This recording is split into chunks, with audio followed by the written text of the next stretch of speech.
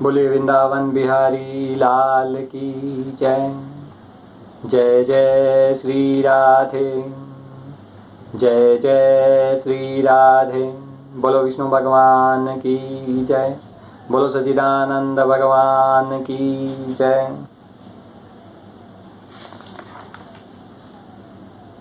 सुखदेव जी कहते हैं, परीक्षित, अब बलराम और श्री कृष्ण ने छठे वर्ष में प्रवेश किया था। वो 5 वर्ष के हो गए थे, छठे वर्ष में प्रवेश किया। अब उन्हें गौएं चराने की स्वीकृति मिल गई। वे अपने सखा ग्वाल बालों के साथ गौएं चराते हुए वृंदावन में जाते और अपने चरणों से वृंदावन को अत्यंत पावन करते। एक दिन बड़े आनंद से कुछ मुस्कुराते हुए कृष्ण जी ने अपने बड़े भाई बलराम जी से कहा, भगवान श्री कृष्ण ने कहा, देव शिरोमणे, यूँ तो बड़े बड़े देवता आपके चरण कमलों की पूजा करते हैं, परंतु देखिए तो ये वृक्ष भी अपनी डालियों से सुंदर पुष्प और फलों की सामग्री लेकर आपके चरण कमलों में झुक रहे हैं, आपके चरण कमलों में प्रणाम कर रहे हैं, नमस्कार कर रहे हैं। क्यों न हो, इन्होंने इसी सौभाग्य के लिए तथा अपना दर्शन एवं श्रवण करने वालों के अज्ञान का नाश करने के लिए ही तो वृंदावन में वृक्ष योनि ग्रहण की है। इनका जीवन धन्य है। यद्यपि आप इस वृंदावन में अपने ऐश्वर्य को छिपाकर बालकों की सी लीला कर रहे हैं, फिर भी आपके श्रेष्ठ भक्त मुनिगण अपने इष्ट देव को पहचान कर यहाँ भी प्राय भोरों के रूप में आपके भुवन पावन यश का निरंतर गान करते हुए आपके भजन में लगे रहते हैं। एक क्षण के लिए भी आपको छोड़ना नहीं चाहते। देखिए, आपको अपने घर आया देखकर ये मोर आपके दर्शनों से आनंदित होकर नाच रहे हैं। ये कोयलें अपनी मधुर कुहू कुहू ध्वनि से आपका कितना सुंदर स्वागत कर रही हैं। ये वनवासी होने पर भी धन्य है, क्योंकि सत्पुरुषों का स्वभाव ही ऐसा होता है कि वे घर आए अतिथि को अपनी प्रिय से प्रिय वस्तु भेंट कर देते हैं। सुखदेव जी कहते हैं, इस प्रकार परम सुंदर वृंदावन को देखकर भगवान श्री कृष्ण बहुत ही आनंदित हुए। बलराम जी और श्री कृष्ण के सखाओं में एक प्रधान गोप बालक थे, श्री रामा। एक दिन उन्होंने श्याम और राम से बड़े प्रेम के साथ कहा, हम लोगों को सर्वदा सुख पहुंचाने वाले बलराम जी, आपके बाहुबल की कोई था ही नहीं है, कोई सीमा ही नहीं है। हमारे मनमोहन कृष्ण, दुष्टों को नष्ट कर डालना तो तुम्हारा स्वभाव ही है। यहाँ से थोड़ी दूर पर ही एक बड़ा भारी वन है, वहाँ बहुत से ताड़ के फल पक पक कर गिरते रहते हैं और बहुत से पहले के गिरे हुए भी हैं, परंतु वहाँ एक धेनु नाम का दुष्ट दैत्य रहता है। उसने उन फलों पर रोक लगा रखी है। बलराम जी और भैया श्री कृष्ण, वह दैत्य गधे के रूप में रहता है।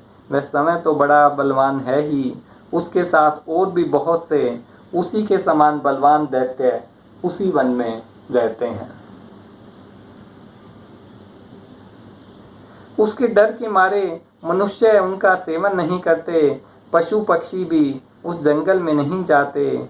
उसके फल हैं तो बड़े सुगंधित, परंतु हमने कभी नहीं खाए। अपने सखा ग्वाल बालों की यह बात सुनकर भगवान श्री कृष्ण बलराम जी दोनों हंसे। फिर उन्हें प्रसन्न करने के लिए उनके साथ ताल वन के लिए चल पड़े।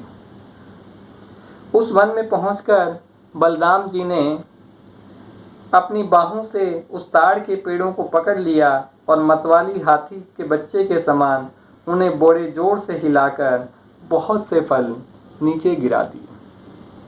जब गधे के रूप में रहने वाले दैत्य ने फलों के गिरने का शब्द सुना, तब वह पर्वतों के साथ सारी पृथ्वी को कंपाता हुआ उनकी ओर दौड़ा। वह बड़ा बलवान था। उसने बड़े वेग से बलराम जी के सामने आकर अपने पिछले पैरों से उनकी छाती में दुलकी मारी और उसके बाद वह दुष्ट बड़े जोर से रेंकता हुआ वहां से पीछे हट गया। राजन, वह गधा क्रोध में भरकर फिर रेंकता हुआ दूसरी बार बलराम जी के पास पहुंचा और उनकी ओर पीठ करके फिर बड़े क्रोध से अपने पीछे पैरों की दुलती चलाई। बलराम जी ने अपने एक ही हाथ से उसके दोनों पैर पकड़ लिए और उसे आकाश में घुमाकर एक ताड़ के पेड़ पर दे मारा। घुमाते समय ही उस गधे के प्राण पखेरु उड़ गए थे। उसके गिरने की चोट से वह महान ताड़ का वृक्ष, जिसका ऊपरी भाग बहुत विशाल था, समय तो तड़तड़ाकर गिर ही पड़ा। सटे हुए दूसरे वृक्षों को भी उसने तोड़ डाला और बहुत सारे वृक्ष वहां गिरा दिए। उस समय धेनुकासुर के भाई बंधु अपने भाई के मारे जाने से क्रोध के मारे आग बबूला हो गए। सब के सब गधे बलराम जी और श्री कृष्ण पर बड़े वेग से टूट पड़े। राजन, इनमें से जो जो पास आया उसी उसी को बलराम जी और श्री कृष्ण ने खेल खेल में ही पिछले पैर पकड़कर ताल वृक्षों पर दे मारा। उस समय वह भूमि ताड़ के फलों से पट गई और टूटे हुए वृक्ष तथा दैत्यों के प्राणहीन शरीरों से भर गई। जैसे बादलों से आकाश ढक गया हो, उस भूमि की वैसी ही शोभा होने लगी।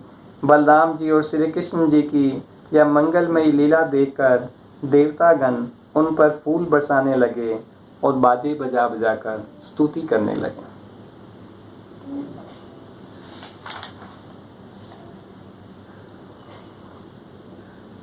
सुखदेव जी कहते हैं, परीक्षित, भगवान श्री कृष्ण ने देखा कि महाविषधर कालिया नाग ने यमुना जी का जल विषैला कर दिया है। तब यमुना जी को शुद्ध करने के विचार से उन्होंने वहां से उस सर्प को निकाल दिया। अब हम कालिया नाग की कथा पढ़ेंगे। राजा परीक्षित ने कहा, ब्राह्मण, भगवान श्री कृष्ण ने यमुना जी के अगाध जल में किस प्रकार उस सर्प का दमन किया। फिर कालिया नाग तो जलचर जीव नहीं था। ऐसी दशा में वह अनेक युगों तक जल में क्यों और कैसे रहा, सो बतलाई। सुखदेव जी कहते हैं, परीक्षित, यमुना जी में कालिया नाग का एक कुंड था। उसका जल विष की गर्मी से खौलता रहता था। यहाँ तक कि उसके ऊपर उड़ने वाले पक्षी भी झुलस कर उसमें गिर जाया करते थे और मर जाते थे। परीक्षित, भगवान का अवतार तो दुष्टों का दमन करने के लिए ही होता है। जब उन्होंने देखा कि उस सांप के विष का वेग बड़ा भयंकर है और वह भयानक विष ही उसका महान बल है तथा उसके कारण मेरे विहार का स्थान यमुना जी भी दूषित हो रही है, तब भगवान श्री कृष्ण अपने कमर का फेंटा कसकर एक बहुत बड़े कदम के वृक्ष पर चढ़ गए और वहां से ताल ठोककर उस विशाले जल में कूद पड़े। पुरुषोत्तम भगवान श्री कृष्ण के कूद पड़ने से उसका जल और भी उछलने लगा। भगवान श्री कृष्ण कालियादह में कूदकर अतुल बलशाली मतवाले गजराज के समान जल उछालने लगे। इस प्रकार जल क्रीड़ा करने पर उनकी भुजाओं की टक्कर से जल में बड़े जोर का शोर होने लगा। आंखों से ही सुनने वाले कालियादाग ने वह आवाज सुनी और देखा कि कोई मेरे निवास स्थान का तिरस्कार कर रहा है, कोई मेरे निवास स्थान में घुस आया है। उसे यह सहन न हुआ, वह चिढ़कर भगवान श्री कृष्ण के सामने आ गया। उसने देखा कि सामने एक सांवला सलोना बालक है। वर्षाकालीन मेघ के समान अत्यंत सुकुमार शरीर है। उसमें लगकर आंखें हटने का नाम ही नहीं लेती है।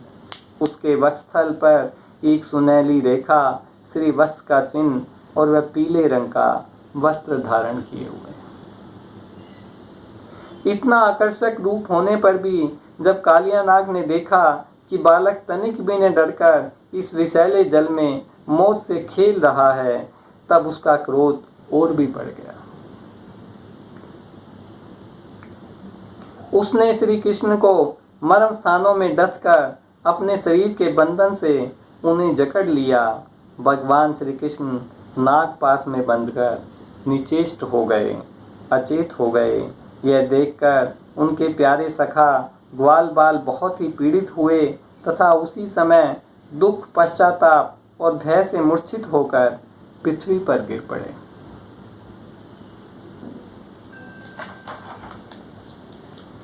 परीक्षित, यह सांप के शरीर से बन जाना तो श्री कृष्ण की मनुष्यों जैसी एक लीला थी।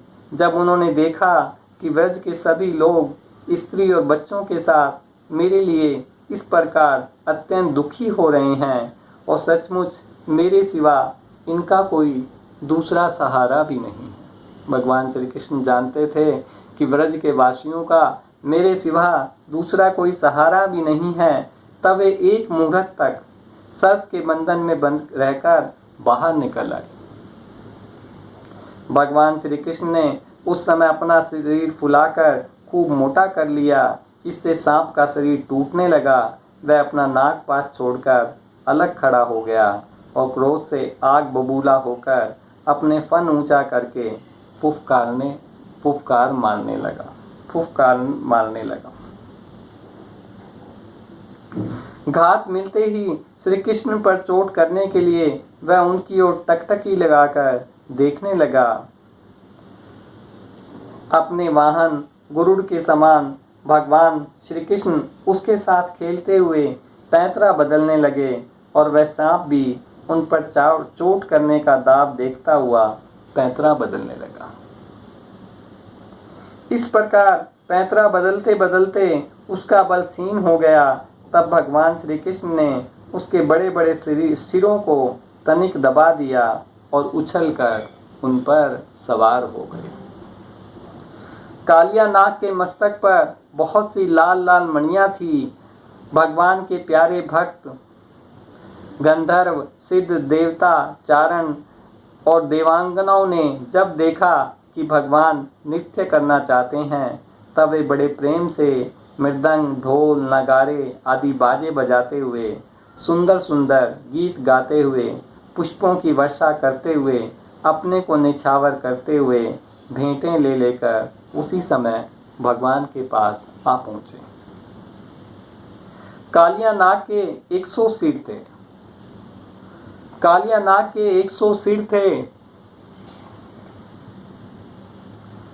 वह अपने जिस सिर को नहीं झुकाता था उसी को प्रचंड दंडधारी भगवान अपने पैरों की चोट से कुचल डालते। इससे कालिया नाग की जीवन शक्ति क्षीण हो चली। वह मुख, मुंह और नथुनों से खून इगलने लगा। अंत में चक्कर काटते काटते वह बेहोश हो गया। तनिक भी चेत होता तो वह अपनी आंखों से विष उगलने लगता और क्रोध के मारे जोर जोर से फुफकारें मारने लगता। इस प्रकार वह अपने सिरों से जिस सिर को ऊपर उठाता उसी को नाचते हुए भगवान श्री कृष्ण अपने चरणों की ठोकर से झुकाकर रोंद डालते। उस समय पुराण पुरुषोत्तम भगवान श्री कृष्ण के चरणों पर जो खून की बूंदें पड़ती थी, उनसे ऐसा मालूम होता था मानो रक्त पुष्पों से उनकी पूजा की जा रही है। परीक्षित, भगवान के इस अद्भुत तांडव नृत्य से कालिया के फन रूप छत्ते भिन्न भिन्न हो गए। उसका एक एक अंग चूर चूर हो गया और मुंह से खून की उल्टी होने लगी। अब उसे सारे जगत के आदि शिक्षक पुरुषोत्तम भगवान नारायण की स्मृति हुई। वह मन ही मन भगवान की शरण में गया। भगवान श्री कृष्ण के उदर में संपूर्ण विश्व है, इसलिए उनके भारी भोज से कालिया नाग के शरीर की एक एक गांठ ढीली पड़ गई। उनकी एड़ियों की चोट से उसके छत्र के समान फन छिन्न भिन्न हो गए। अपने पति की यह दशा देखकर उसकी पत्नियां, कालिया नाग की पत्नियां भगवान की शरण में आई।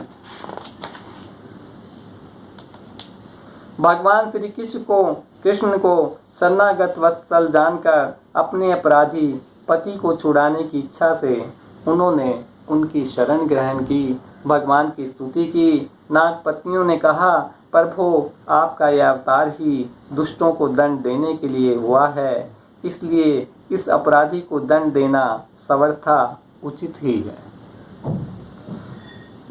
आपकी दृष्टि में शत्रु और पुत्र का कोई भेदभाव नहीं है, इसलिए आप जो किसी को दंड देते हैं वह उसके पापों का प्रायश्चित कराने और उसका परम कल्याण करने के लिए ही है। बोले, प्रभु आप जिसको दंड देते हैं उसका कल्याण ही होता है, उसके पापों का प्रायश्चित हो जाता है।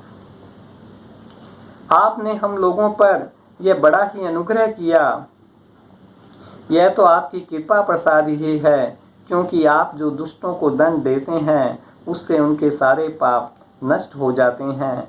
इस सर्प के अपराधी होने में तो कोई संदेह ही नहीं है। यदि यह अपराधी न होता तो इसे सर्प की योनि ही क्यों मिलती? यदि यह अपराधी न होता तो सर्प की योनि ही क्यों मिलती? इसलिए हम सच्चे हृदय से आपके इस क्रोध को भी आपका अनुग्रह समझती हैं, कृपा समझती हैं। अवश्य ही पूर्व जन्म में इसने समय मान रहित होकर और दूसरों का सम्मान करते हुए कोई बहुत बड़ी तपस्या की है, अथवा सब जीवों पर दया करते हुए इसने कोई बहुत बड़ा धर्म किया है, तभी तो आप इसके ऊपर संतुष्ट हुए हैं। क्योंकि सर्व जीव स्वरूप आपकी प्रसन्नता का यही उपाय है। भगवान, हम नहीं समझ पाती कि यह इसकी किस साधना का फल है जो आपके चरण कमलों की धूल का स्पर्श पाने का अधिकारी हुआ है। प्रभु हम आपको प्रणाम करती हैं, आप अनंत एवं अचिंत्य ईश्वर्य की नित्य निधि हैं। भगवान कृपा कीजिए, अब यह सर्प मरने वाला ही है। साधु पुरुष सदा से ही हम अबलाओं पर दया करते आए हैं, अतः आप हमें हमारे प्राण स्वरूप पति देव को दे दीजिए। हम आपकी दासी हैं, हमें आप आज्ञा दीजिए, आपकी क्या सेवा करें। क्योंकि जो श्रद्धा के साथ आपकी आज्ञाओं का पालन, आपकी सेवा करता है, वह सब प्रकार के भयों से छुटकारा पा जाता है। सुखदेव जी कहते हैं, परीक्षित, भगवान के चरणों की ठोकरों से कालिया नाग के फन छिन्न भिन्न हो गए थे। वह बेसुध हो रहा था। जब नाथ पतियों ने इस प्रकार भगवान की स्तुति की, तब उन्होंने दया करके उसे छोड़ दिया। धीरे धीरे कालिया नाग की इंद्रियों और प्राणों में कुछ कुछ चेतना आ गई। वह बड़ी कठिनता से श्वास लेने लगा और थोड़ी देर के बाद बड़ी दीनता से हाथ जोड़कर भगवान श्री कृष्ण से इस प्रकार बोला। कालिया नाग ने कहा, नाथ, हम जन्म से ही दुष्ट, तमोगुनी और बहुत दिनों के बाद भी बदला लेने वाले बड़े क्रोधी जीव हैं। जीवों के लिए अपना स्वभाव छोड़ देना बहुत ही कठिन है। इसी के कारण संसार के लोग नाना प्रकार के दुराग्रहों में फंस जाते हैं। आप ही हमारे स्वभाव और इस माया के कारण ही हैं। अब आप अपनी इच्छा से जैसा ठीक समझें कृपा कीजिए या दंड दीजिए। सुखदेव जी कहते हैं, कालिया नाग की बात सुनकर लीला मनुष्य भगवान श्री कृष्ण ने कहा, सर्प, अब तुझे यहाँ नहीं रहना चाहिए। तू अपने जाति, भाई, पुत्र, स्त्रियों के साथ शीघ्र ही यहाँ से समुद्र में चला जा। अब गोएं और मनुष्य यमुना जल का उपभोग करें। जो मनुष्य दोनों समय तुझको दी हुई मेरी इस आज्ञा का स्मरण तथा कीर्तन करे, उसे सांपों से कभी भय न हो।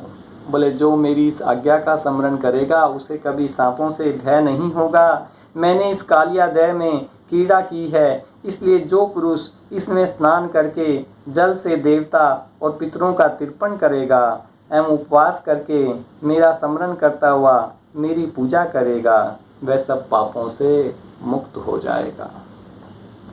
मैं जानता हूँ कि तू गुरुड़ के भय से रमन द्वीप छोड़कर इस दह में आ बसा था। अब तेरा शरीर मेरे चरण चिन्हों से अंकित हो गया है। अब तेरा शरीर मेरे चरण चिन्हों से अंकित हो गया है, इसलिए जा, अब गरुड़ तुझे खाएंगे नहीं। सुखदेव जी कहते हैं, भगवान श्री कृष्ण की एक एक लीला अद्भुत है। उनकी ऐसी आज्ञा पाकर कालिया नाग और उसकी पत्नियों ने आनंद से बढ़कर बड़े आनंद आदर से उनकी पूजा की। तब अपनी पत्नी, पुत्रों और बंधु बांधवों के साथ रमणक द्वीप की, जो समुद्र में सर्पों के रहने का स्थान है, यात्रा की। लीला मनुष्य भगवान श्री कृष्ण की कृपा से यमुना जी का जल केवल विषहीन ही नहीं, बल्कि उसी समय अमृत के समान मधुर हो गया।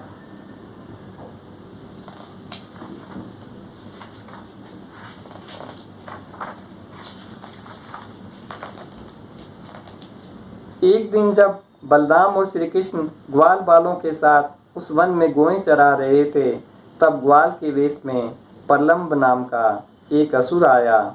उसकी इच्छा थी कि मैं श्री कृष्ण और बलराम को हर ले जाऊं। भगवान श्री कृष्ण सर्वज्ञ है, वे उसे देखते ही पहचान गए, फिर भी उन्होंने उसकी मित्रता का प्रस्ताव स्वीकार कर लिया। वे मन ही मन यह सोच रहे थे कि किस युक्ति से इसका वध करना चाहिए। ग्वाल बालों में सबसे बड़े खिलाड़ी, खेलों के आचार्य श्री कृष्ण ही थे। उन्होंने सब ग्वाल बालों को कहा, मेरे प्यारे मित्रों, आज हम लोग अपने को उचित रीति से दो दलों में बांट लें और फिर आनंद से खेलें। उस खेल में ग्वाल बालों ने बलराम और श्री कृष्ण को नायक बनाया। कुछ श्री कृष्ण के साथी बन गए और कुछ बलराम के।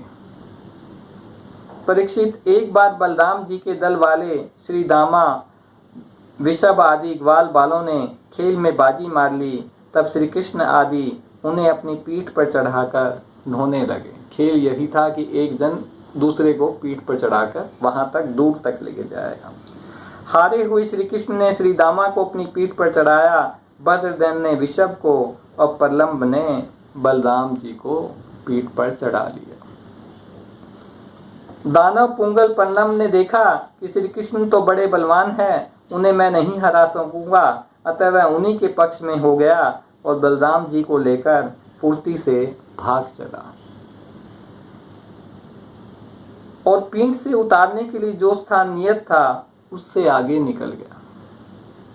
बलराम जी बड़े भारी पर्वत के समान बोझ वाले थे।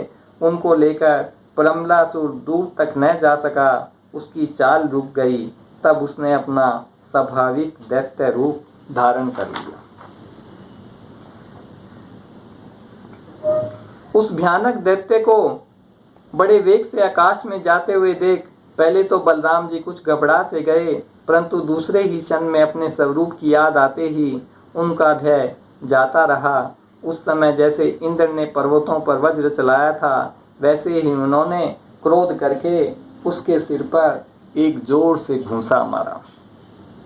एक जोर से घूंसा कसकर जमाया। घूंसा लगना था कि उसका सिर चूर चूर हो गया।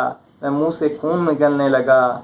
चेतना जाती रही और बड़ा भयंकर शब्द करता हुआ इंद्र के द्वारा वज्र से मारे हुए पर्वत के समान वह उसी समय प्राणविहीन होकर पृथ्वी पर गिर पड़ा।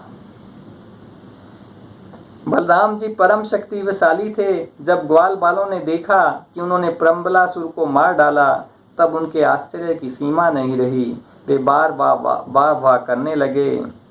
प्रम्बलासुर मूर्तिमान पाप था। उसकी मृत्यु से देवताओं को बड़ा सुख मिला। वे बलराम जी पर फूल बरसाते हुए बहुत अच्छा किया, इस प्रकार उनकी प्रशंसा करने लगे।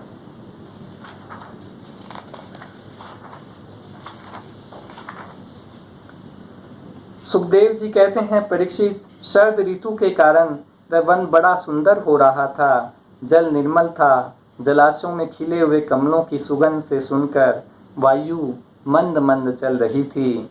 भगवान श्री कृष्ण ने गौ और ग्वाल बालों के साथ उस वन में प्रवेश किया। अभी वेणु गीत हम पढ़ रहे हैं। गौओं को चराते हुए अपनी बांसुरों पर बड़ी मधुर तान छोड़ी श्री कृष्ण की वह वंशी ध्वनि भगवान के प्रति प्रेम भाव को, उनके मिलन की आशंका को जगाने वाली थी। उसे सुनकर गोपियों का हृदय प्रेम से परिपूर्ण हो गया। वे एकांत में अपनी सखियों से उनके रूप, गुण और वंशी ध्वनि के प्रभाव का वर्णन करने लगी। गोपियां आपस में बातचीत करने लगी, कहने लगी, अरे सखी, जब वे आम की नई कोंपलें, मोरों के पंख, फूलों के गुच्छे, रंग बिरंगे कमल और कुमुद की मालाएं धारण कर लेते हैं, श्री कृष्ण के सांवरे शरीर पर पीताम्बर और बलराम के गोरे शरीर पर नीलांबर फहराने लगता है, तब उनका वेश बड़ा ही विचित्र बन जाता है। ग्वाल बालों की गोष्ठी में वे दोनों बीचों बीच बैठ जाते हैं और मधुर संगीत की तान छेड़ देते हैं। मेरी प्यारी सखी, उस समय ऐसा जान पड़ता है मानो दो चतुर नट रंगमंच पर अभिनय कर रहे हो। मैं क्या बताऊं किस उस समय उनकी कितनी शोभा होती है। अरे सखी, यह वृंदावन वैकुंठ लोक तक पृथ्वी की कीर्ति का विस्तार कर रहा है। वैकुंठ लोक तक पृथ्वी की कीर्ति का विस्तार कर रहा है, क्योंकि यशोदा नंदन श्री कृष्ण के चरण कमलों के चिन्हों से यह चिन्हित हो रहा है। सखी, जब श्री कृष्ण अपनी मुरली बजाते हैं तब मोर मत वाले होकर उसकी ताल पर नाचने लगते हैं। यह देखकर पर्वत की चोटियों पर विचरने वाले सभी पशु पक्षी चुपचाप शांत होकर खड़े रह जाते हैं।